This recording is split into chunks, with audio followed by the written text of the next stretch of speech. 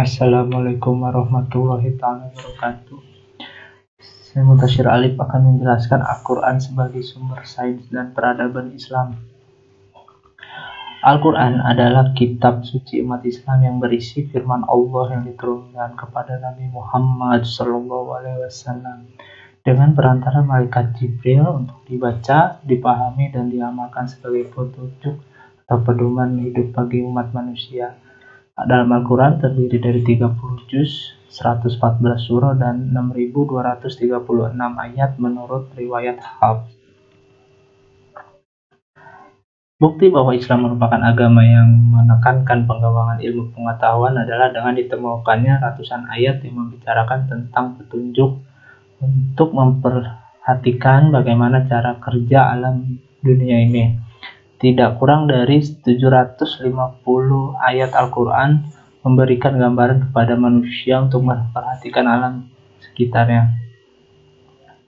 Selain itu, biasanya ayat-ayat yang membahas diawali maupun diakhiri dengan sindiran-sindiran seperti apakah kamu tidak memperhatikan, atau apakah kamu tidak berpikir, apakah kamu tidak mendengar.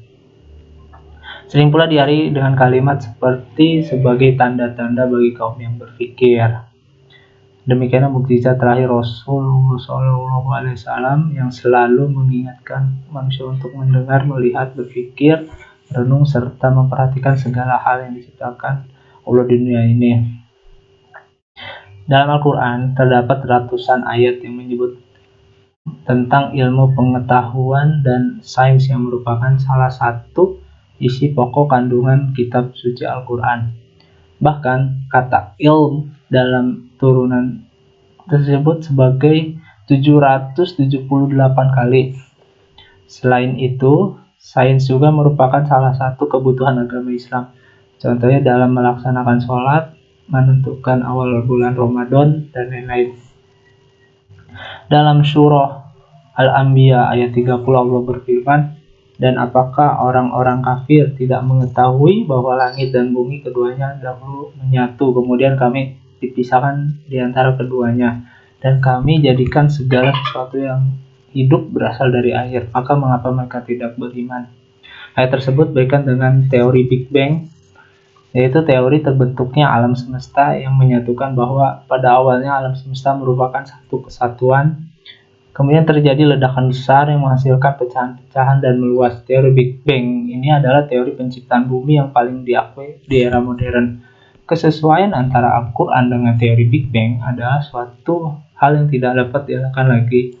Hal ini sudah dijelaskan dalam Al-Quran 1400 tahun silam. Sidik jari ditemukan pada akhir abad 13.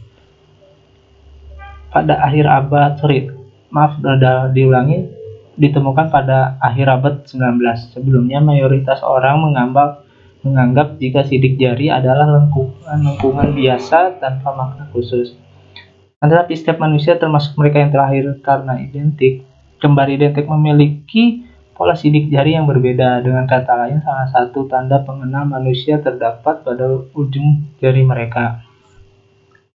Al-Quran telah menjelaskan tentang kesempurnaan jari manusia ini. Dalam surah Al-Qiyamah ayat 3-4 Allah berfirman, apakah manusia mengira bahwa kami tidak akan mengumpulkan kembali tulang belulangnya, bahkan kami mampu menyusun kembali jari menjarinya dengan sempurna.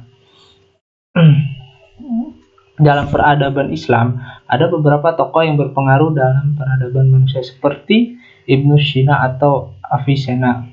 Adalah seorang polimek jenius asal Uzbekistan yang benar-benar mendalami hampir semua ilmu pengetahuan dari mulai filsafat, kedokteran, astronomi, sekaligus ilmuwan. Avicenna ini mengeluarkan mahakarya kedokteran yang judulnya Al-Qanun fi Al-Tib atau The Canon of Medicine, dan jadi buku pegangan utama bagi mahasiswa kedokteran di penjuru Eropa sampai abad 18 atau kurang lebih 700 tahun ke depan. Nah, pada zaman itu, Avicenna mengumpulkan seluruh pengetahuan ilmu faal anatomi, intervensi medis dari zaman klasik Yunani, Romawi, dan Persia, India. Sejak zaman Hippocrates dan Galen, sekaligus digabung dengan riset medis yang dilakukan sendiri dengan Avicenna, pengobatan modern. Kemudian ada Abu Abdullah Muhammad Ibnu Musa Al-Khwarizmi. Ilmuwan ini sering banget namanya disebut tanpa sadar. Ya, kata algoritma berasal dari nama ilmuwan ini. Kontribusi terbesarnya adalah mengembangkan pendekatan khusus untuk memecahkan persamaan linier dan kuadrat yang kita kenal dengan nama aljabar.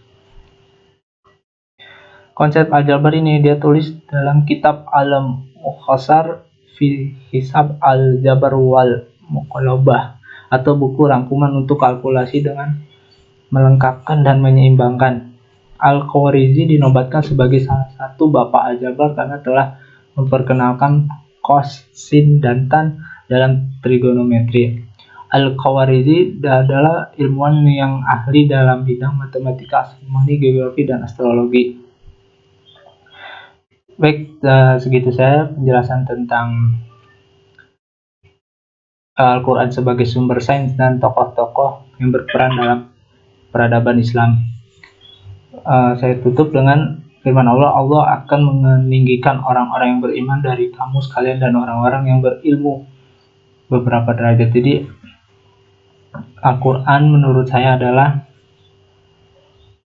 tanda-tanda kebesaran Allah agar kita bertambah imannya kepada Allah Subhanahu wa Ta'ala. Sekian dari saya. Wassalamualaikum warahmatullahi wabarakatuh.